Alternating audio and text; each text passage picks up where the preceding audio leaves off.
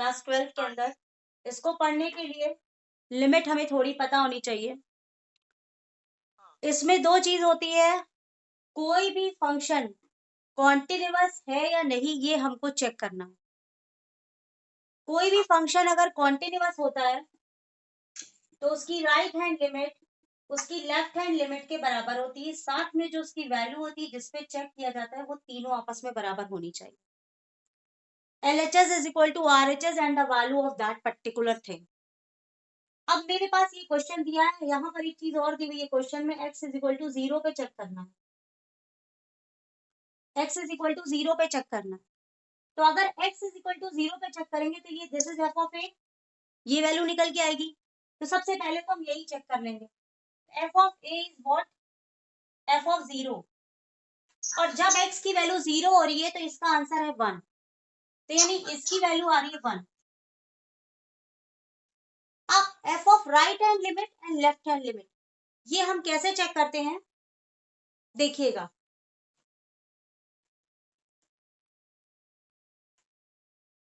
ये मेरी number line है, ये 0 है। हाँ जी। ये राइट हैंड लिमिट है, ये लेफ्ट हैंड लिमिट है। राइट हैंड पे पॉजिटिव होता है, लेफ्ट हैंड पे माइनस होता है। इसी तरह जब लिमिट चेक करते हैं तो राइट हैंड पे लिमिट चेक करने के लिए a plus H, left hand पे चेक करने के लिए a minus H. Okay, now we came back to our question. ये मैंने सिर्फ आपको ऐसे ही बताया था। See over here, it is x for 0, so we write over here 0 minus h। कभी भी h माइनस 0 मत लिखना, आंसर गलत दे देगा। छोटी छोटी सी बात है जिससे गलतियां हो जाती हैं। And 0 minus h, so it is left hand limit because it is negative। किसी किसी किताब में बस ये ऐसे माइनस मार देते हैं, ऐसे लिख करके ऊपर माइनस मार देंगे, ये l माइनस लिख देंगे।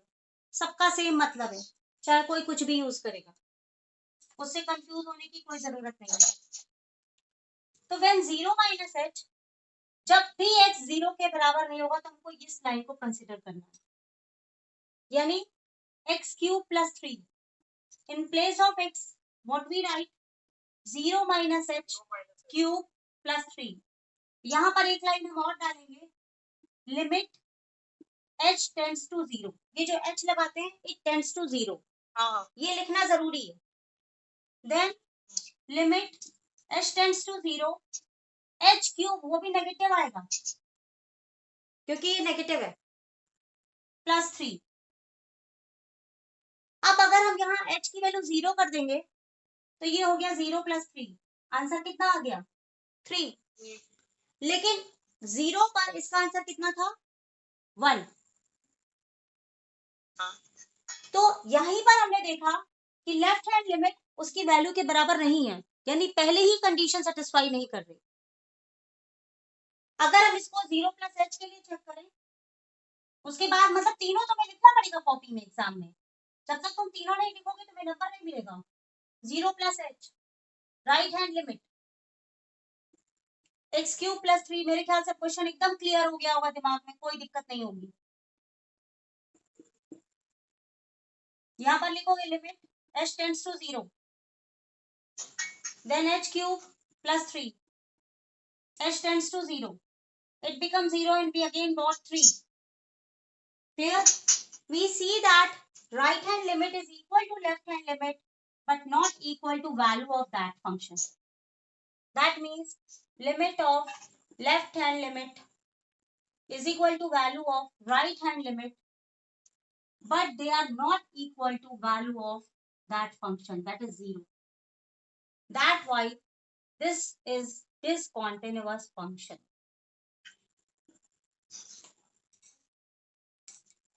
Clear? Okay.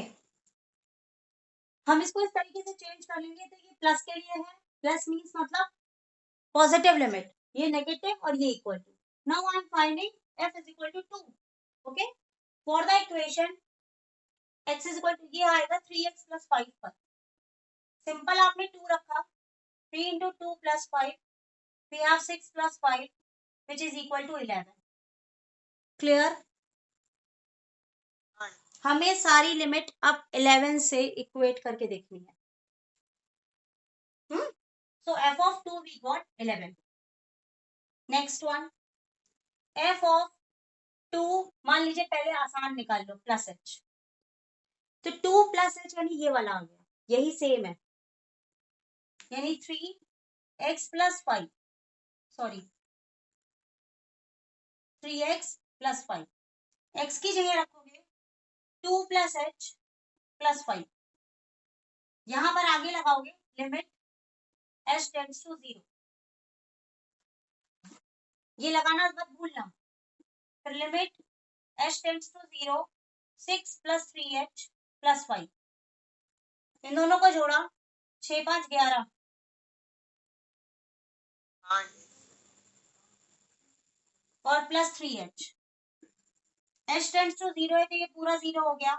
We again got 11. हाँ That means f of 2 is equal to f of 2 plus h. Both are equal now. Now we have to check for less than.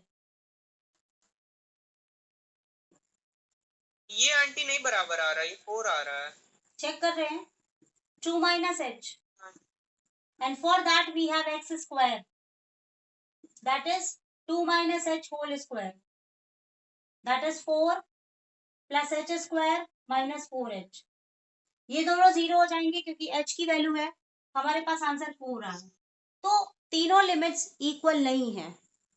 f of left hand side is not equal to right hand side and not equal to f of 2. That's why this function is discontinuous. In this way we do and we find the whether the function is continuous or not. Okay, now we have a question. It is given as is this is a function of fx 3x minus 8 when the value of x is less than or equal to 5. Value of function fx is equal to 2k when the value of x is greater than 5. And it is given that this function is continuous for x is equal to 5 and we have to find this unknown value of k. What is the value of k? Now whenever there is a question, it is given that the function is continuous. That it means that its right hand limit, its left hand limit and the limit, all the values are same. They are equal to each other. That means this condition is satisfied. So with the help of this condition that it is satisfying this function, I am going to obtain the value of k. Okay. Now from here, from this section, we find the value for x is equal to 5. Because if we observe carefully, value of fx is equal to 3x minus 8 when x is equal to 5. Because it is given that x is less than or equal to 5. And value of 3x minus 8 when value of x is less than 5. Less than 5 means left hand limit. And value of 2k when x is greater than 5, that is right hand limit. You just conclude that from the given data. Now we find one by one.